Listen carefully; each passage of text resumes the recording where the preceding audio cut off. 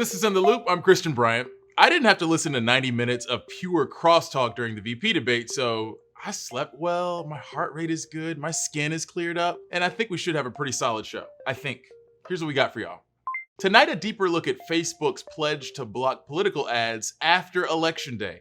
And we dig into the vice presidential debate, comparing candidates' answers to facts. And don't worry, we're not going to talk about that dang fly. But first, here's what you need to know right off the top. Is the next presidential debate even going to happen? That's the question today after new rules were presented and the president said he will not take part. The Commission on Presidential Debates says the next debate would be virtual due to the coronavirus. Trump has yet to show a negative test for the virus since he contracted COVID-19, and according to CDC guidelines, he could still be contagious and experiencing symptoms by next Thursday. The commission says the decision came after members of its production team objected to the safety risks of staging another in-person event at an indoor venue. There's no law that says the candidates must participate in these debates. It's all really just based on norms and tradition. The commission says the ball is in the president's court, but even if he opts out, the debate could still technically go on with just Joe Biden and a moderator, since it is a town hall. Meanwhile, Biden's team says they are prepared to move forward with a virtual format.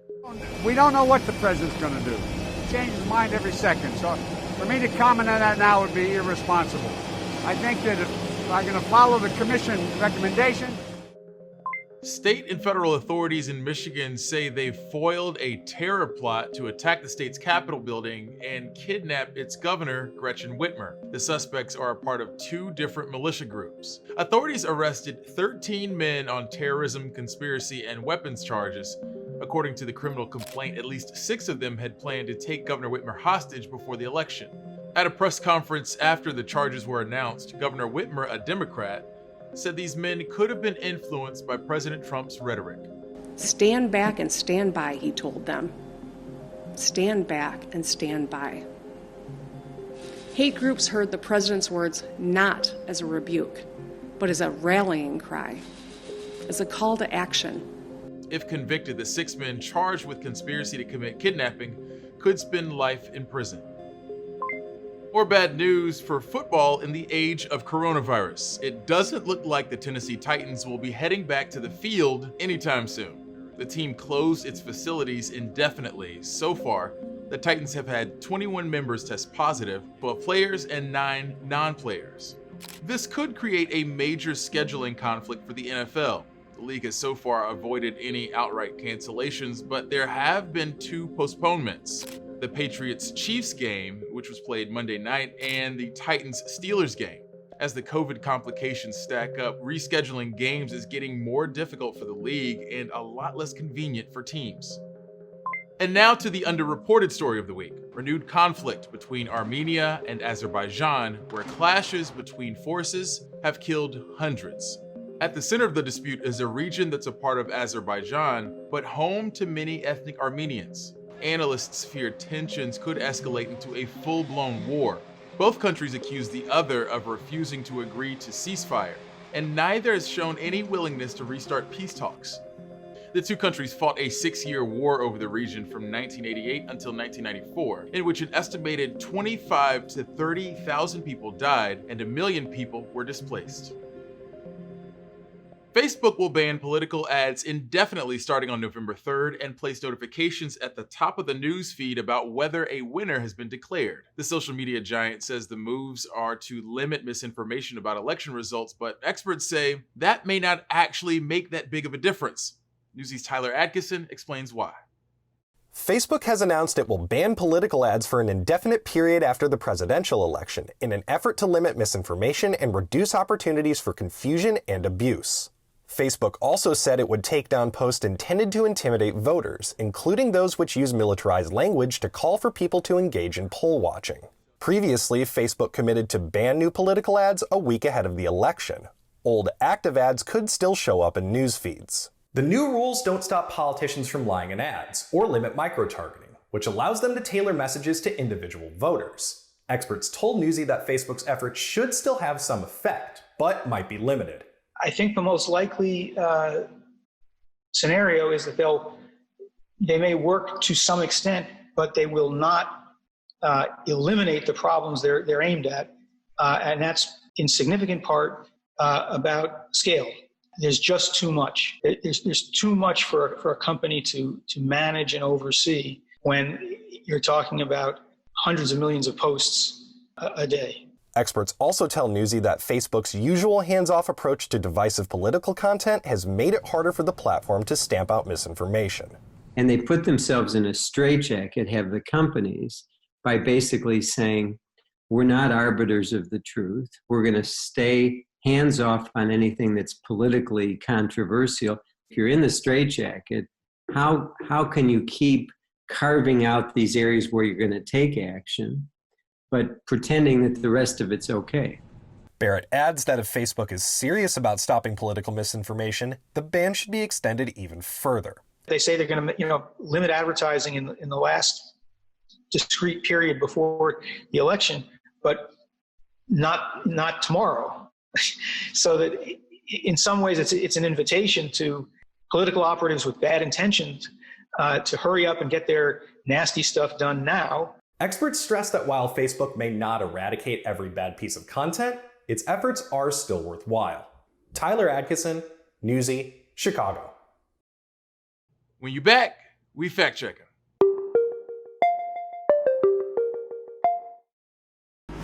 We're working hard to get you the news you need. We dig a little deeper on the stories of the day That's why we're here. to help start making sense of it all.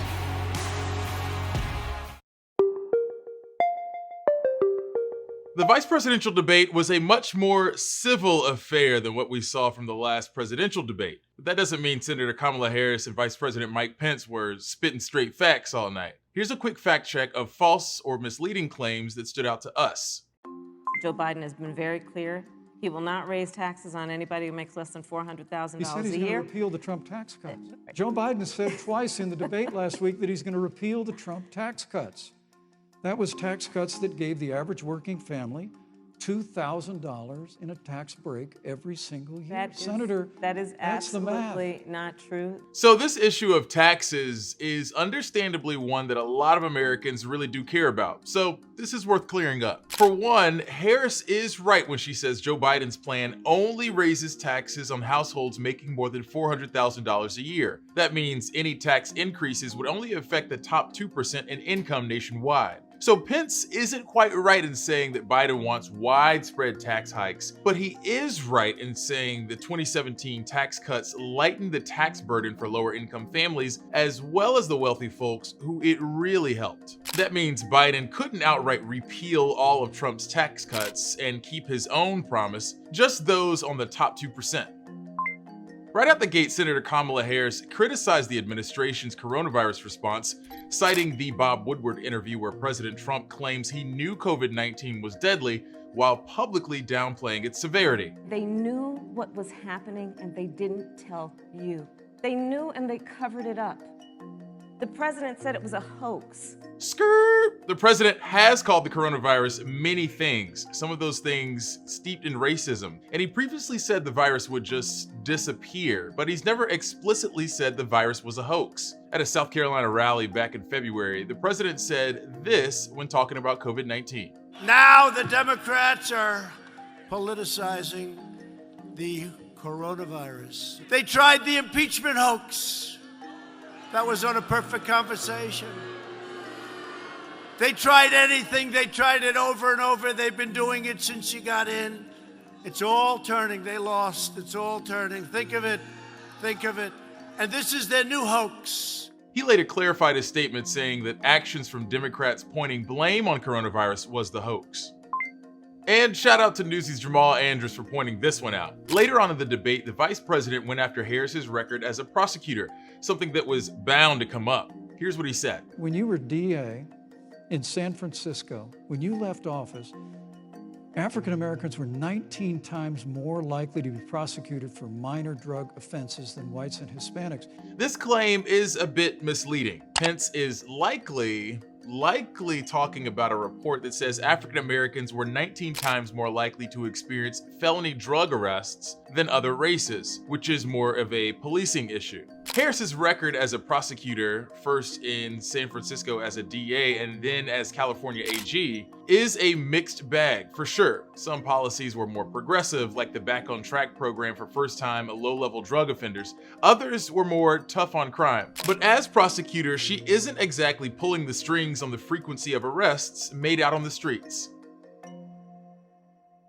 Senator Harris and Vice President Pence clashed on a range of issues during the first and only VP debate, which is what you do during a debate. It'd be a little difficult. They just said, yeah, I feel you on that all night long. Climate change, policing, healthcare, all on the table. Newsy's Andrew Rafferty gives us an overview of the debate, which includes how the candidates discussed the ongoing response to the pandemic. The first and only vice presidential debate took place Wednesday with one issue overshadowing all others. We have to get a hold of what has been going on, and we need to save our country.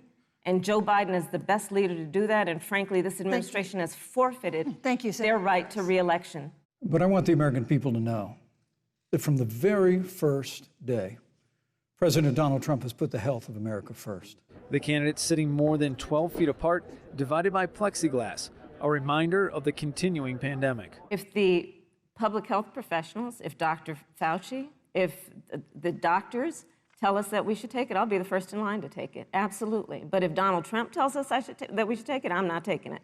The fact that you continue to undermine public confidence in a vaccine, if the vaccine emerges during the Trump administration, I think is unconscionable. The debate, though pointed at times, Mr. Vice President, I'm speaking. I'm speaking. Markedly more civil than the first presidential debate just over a week ago. What your party has said. That is simply your party a lie. doesn't say it. Your party wants to go socialist. Let's talk about who is prepared to lead our country over the course of the next 4 years on what is an existential threat to us as human beings. The virus has taken on renewed urgency in recent days after President Trump and more than a dozen of his closest allies tested positive for COVID-19. But Vice President Pence promises better days ahead. 2021 is going to be the biggest economic year in the history of this country. Thank you, Vice President Pence. And the focus now turns to remaining two presidential debates, both in flux after the president's coronavirus diagnosis. As of now, the next of those is scheduled October 15th in Miami, Florida. Andrew Rafferty, Newsy, Salt Lake City. I'm going to make a list of all my favorite hand sanitizer smells, which includes lavender and potato vodka. So please hurry back.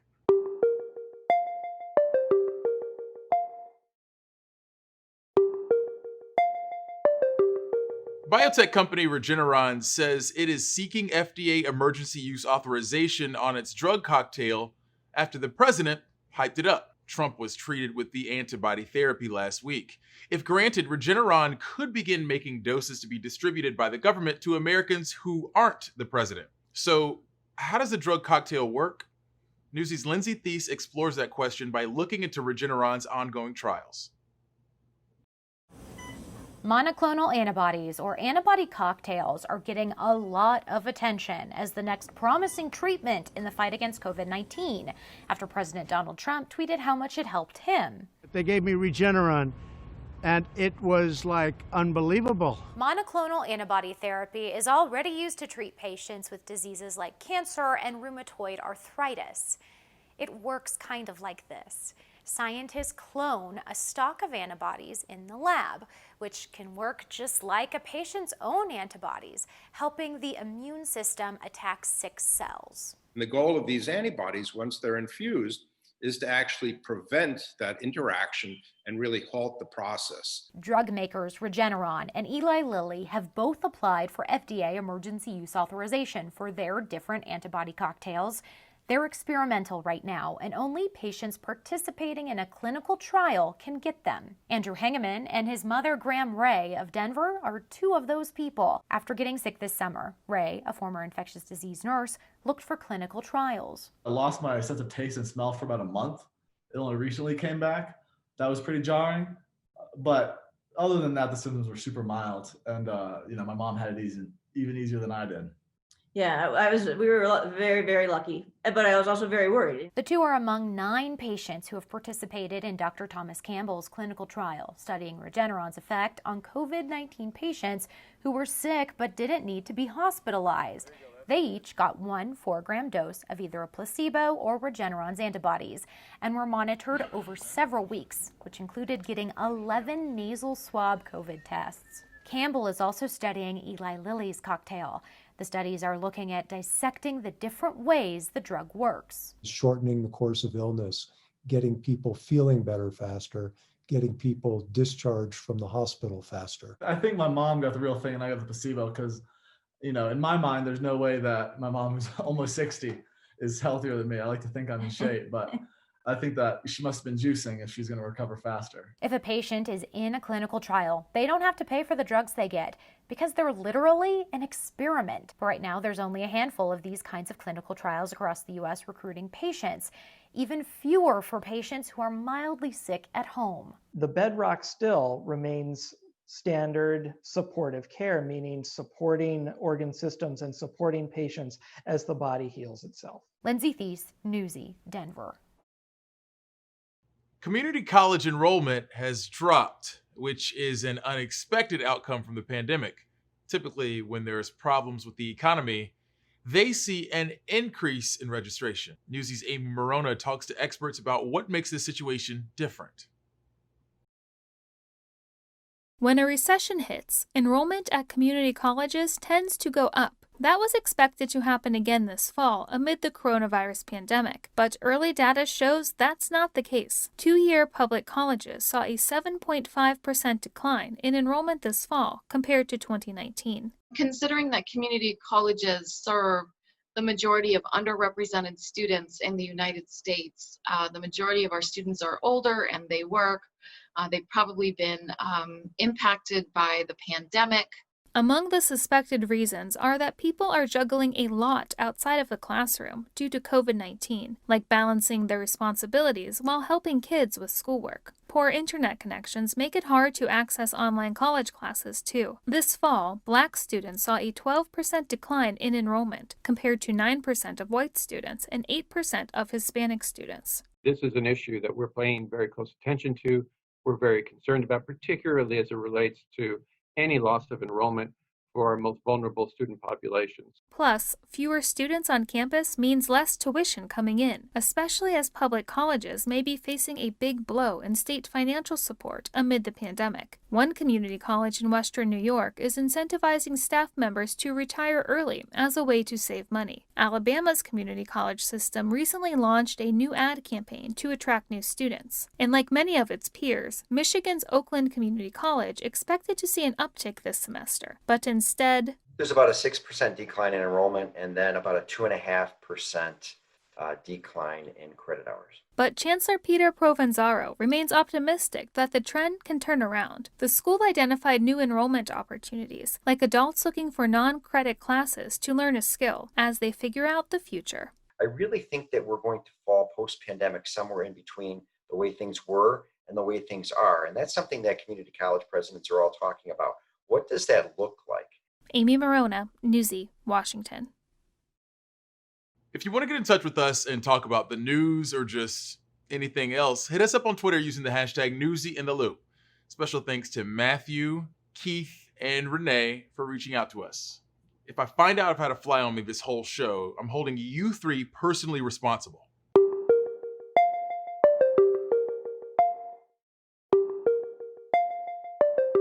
The whole world is waiting for a working COVID-19 vaccine, and estimates vary wildly as to when one will be delivered. When one is distributed, experts estimate most of the population needs to get it to achieve global immunity and ultimately stop the spread of the virus. To make that happen, there needs to be equitable distribution. But what if a country develops a vaccine and doesn't tell anyone else? What happens if they just keep it for themselves? Newsy's Kat Sandoval spoke to experts who explain the concept of vaccine hoarding and why that's a growing concern. Okay, so I need a scratch. Why is vaccine nationalism or a country hoarding vaccines a concern? Because a good way to achieve global immunity is through global vaccinations. Experts say 60 to 70% of the population needs to have immunity to stop the spread of the virus. That vaccine should be made available to the whole world, rich and poor alike, developed and developing. But money and national interests may stand in the way. The World Health Organization established the COVAX facility as a way to distribute vaccines equitably. It does this by acting as an insurance policy, with the largest portfolio of vaccine candidates in the world. Richer countries buy into a program that invests in multiple vaccines. In turn, prices are lower for developing countries. 172 countries have joined, but Russia, China, and the U.S. have chosen not to. A threat anywhere is a threat everywhere.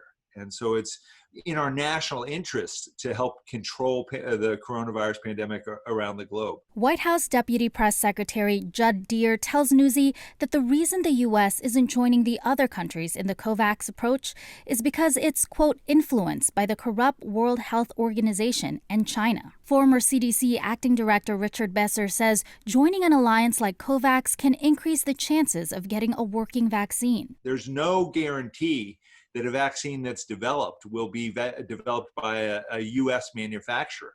It could be developed elsewhere. Vaccine nationalism emerged before in 2009 during another global pandemic, the swine flu. A vaccine was developed within 7 months after it killed hundreds of thousands of people worldwide. High-income countries had direct deals with pharmaceutical companies for pre-orders that left out poorer countries.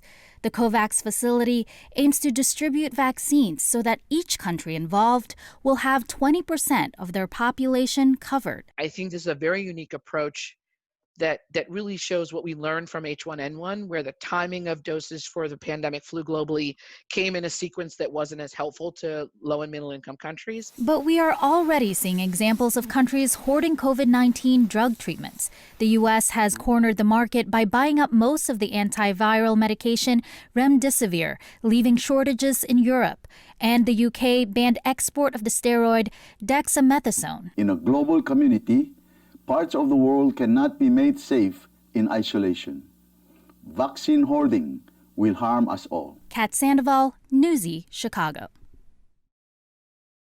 That's it for us, gang. As always, thanks for watching.